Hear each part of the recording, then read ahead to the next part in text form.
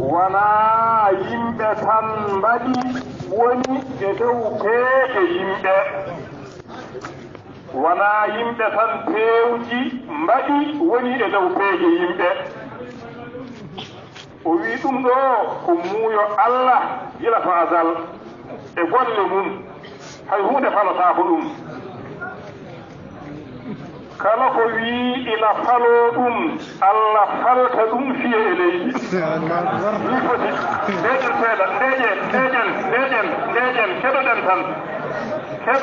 keɗoreɗen haqqillaji keɗoreɗen ɓerɗe mbatten hen needi ceerno wiijo waɗen needi ko haaleteɗo ko haala yettugol Allah Allah wi wa amma bi ni'mati rabbika fa haddith ko ɗum woni ko haaleteɗo ceerno wi madina gunas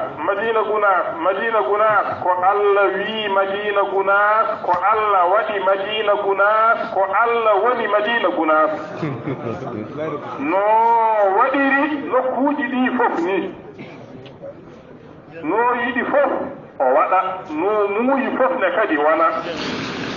fala munazi'a lahu fi hukmihi ala koɗodirowo e makko e ñawore makko de o ñaawi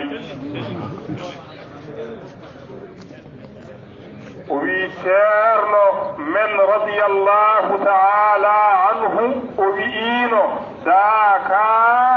fotani woppede ceerno wi ɗum waɗi kanko kam o suusa woppude daaka kono noon so alhaali addi haa wonde wosa yimɓe ndennoyi daaka ngolla ɗum waɗi rawane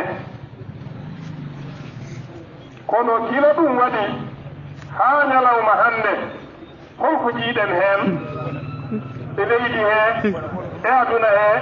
holko jiiɗen heen feewaani loro e tampere yiya heen loro e tampere yiya heen alhamdulillahi rabbil alamina daaka o ɓe kaaliino ɗo foti waɗeede min